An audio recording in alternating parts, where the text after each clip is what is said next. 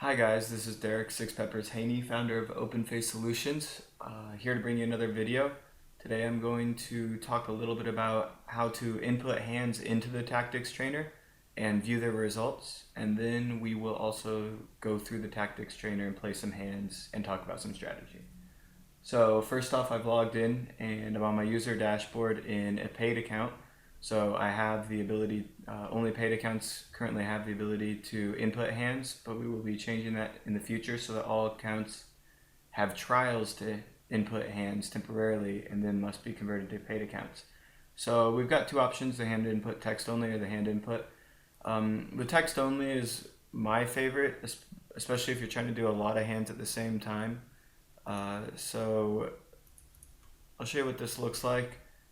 We bring a hand in over here and we're gonna just input the information onto the board. So I'm actually gonna have to, let's see, shrink this down a little so we can look at it at the same time.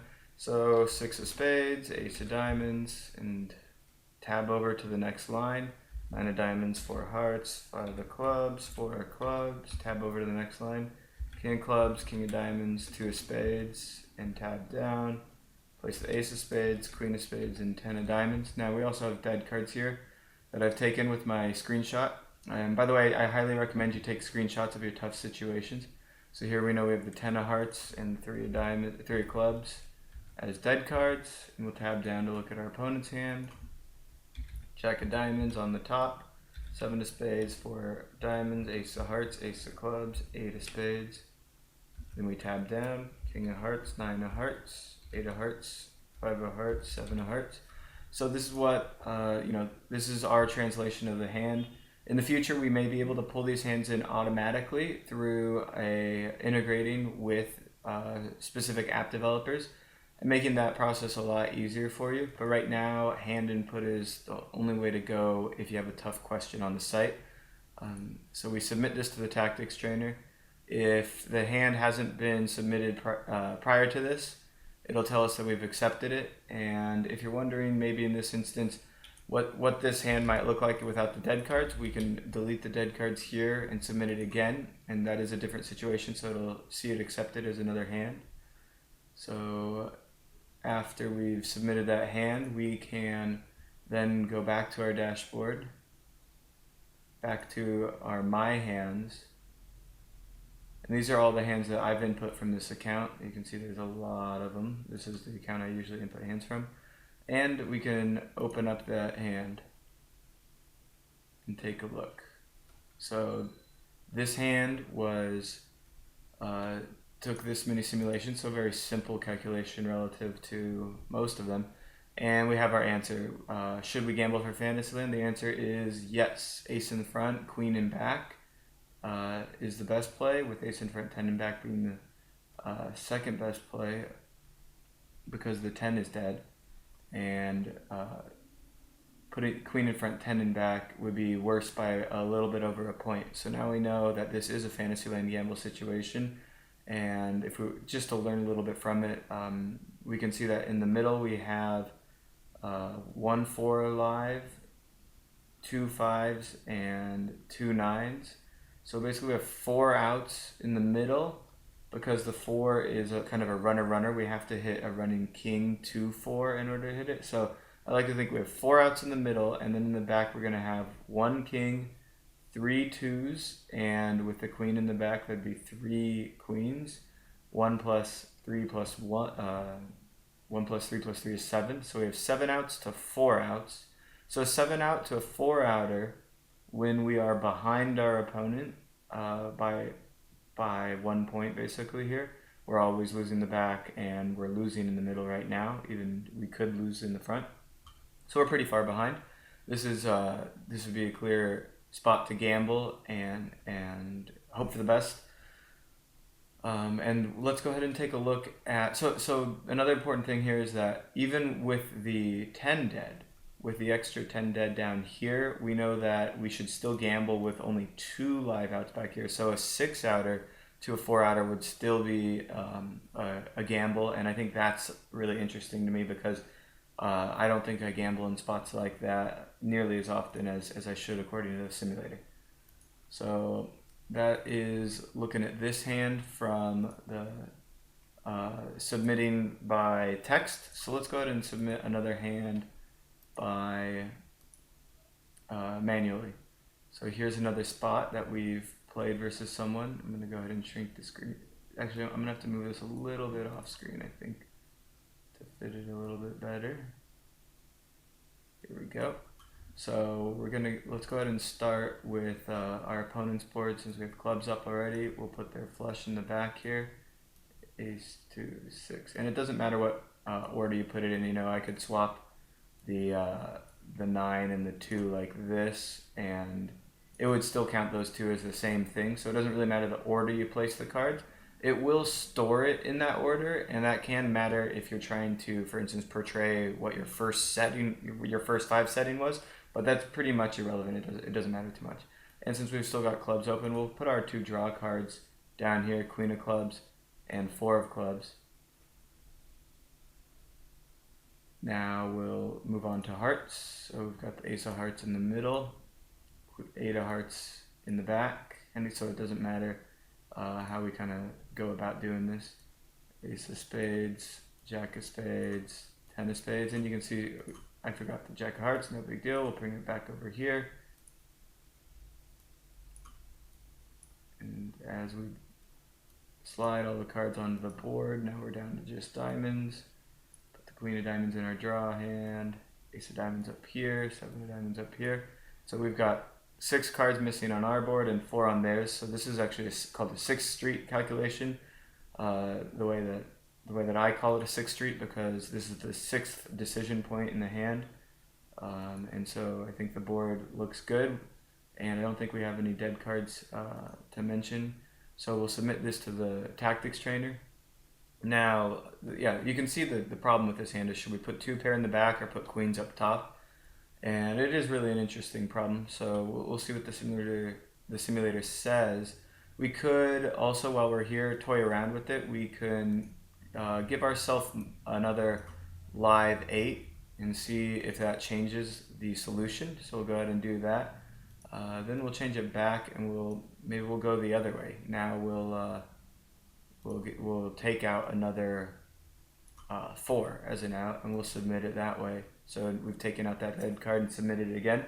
So even though it's just one hand, I'm able to pull up, you know, some interesting information about it and see what the results are around that. Now for a 6th street hand, it's going to take a little bit of time for this simulation to complete. So I'll go ahead and pause the video for about an hour while this runs, and we'll come back to it in just a second. Alright, that only took about 18 minutes to run the 3 simulations. We can go over to my hands and look at it. And on that note, let's take a look at a little chart I made to expect how long each hand is going to take, and I'll give you kind of a breakdown of how that works right now. So anything 8th and 9th street, so right near the end with 20 cards on the board or more, it's going to just be pretty much instant. By the time you get to look at the hand, it should be done. On 7th street, it could take up to 10 minutes, but usually it'll take around 1. So it should be pretty fast with 7th street as well. 6th, it starts to get highly variable, and this just has to do with the combinatorial nature of the game and how we simplify things. So it depends on the layout of the board in some senses. Could take anywhere from 3 minutes to 3 hours, but it's really always going to be right around like the 10-minute mark. So, and we'll be working to create an email system where you can check a box and get an email when your hand has finished through the simulator, and you can view the results. Anything on 5th street, basically we're accepting submissions right now, but they are not going to finish anytime soon. We've actually got a huge backlog of hands, and each hand can take between 2 and 10 days. And it could even be up to 14 days. We haven't even been able to test enough hands to know for sure if it'll go longer than 10 at some situations. So with that length of time currently with the simulator, that means that more hands are being submitted than are being finished.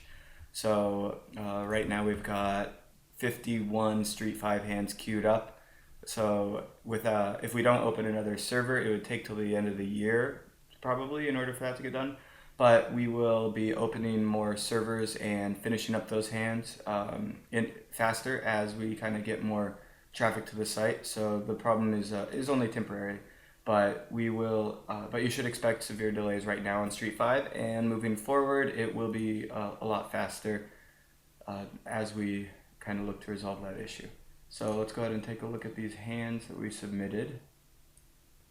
Alright, so we'll open up the first hand, the original, and look at the results. So we've got queen front, 4 back. So this tells us that we do in fact want to put the 2 pair in the back and get out of foul territory before we gamble.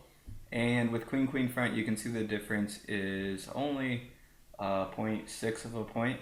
So it's not a huge difference, and if you value Fantasyland higher, I still actually think valuing Fantasyland higher would still favor the back, because you can't, Fantasyland is not worth 10 points. It could be worth 8 to 8.5, but it would not up the calculation by an entire point. It would be a fraction of a point. So I don't think you could ever run the simulation, even with a greedy kind of Fantasyland, saying that Fantasyland was worth more and expect queen queen front to be better. So let's go ahead and see what happens if we give ourselves one more live out. So I think that would be a really interesting. I have to imagine it does change with just one more live out. So here, yeah, we see that it's about the same point value between the two. So really, this is clearly an indifference play. So with all of the other cards live on the bottom, we can gamble or not gamble, and it looks like gambling is slightly more plus EV. So I think that it'd be a clear gamble here. So we know already with 1 dead 8 that it's not going to be a gamble. So with 2, I have to imagine it's clearly not a gamble. And here the point difference, where we have an 8 dead and a 4 dead, is about 1.5 points. So we can see that it is clearly not a gamble at that point. So that's it for the hands we submitted and learned from. Let's go ahead and dive into the tactics trainer. Alright, so let's go ahead and dive into some fresh tactics and see if we can't learn a thing or two from our tactics trainer. Here's a new hand, so I've never seen any of these hands before. I might have submitted some of them, and so I may be familiar with them, but I don't think I'll know any answers just straight away. So this is asking if we should put the 5 here to beat the king queen high, and then I suppose we would put something like the 2 in the two dead here.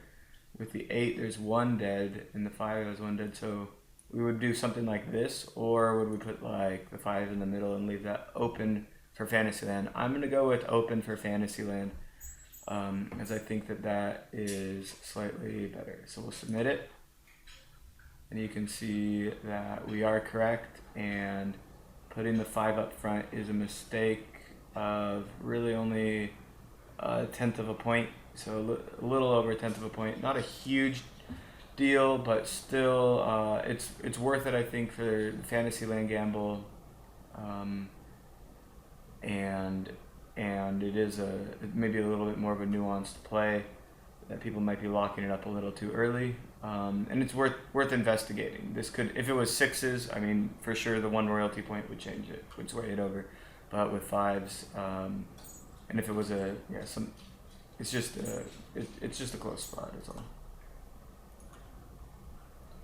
So here's a 6th street situation where we've got 9s.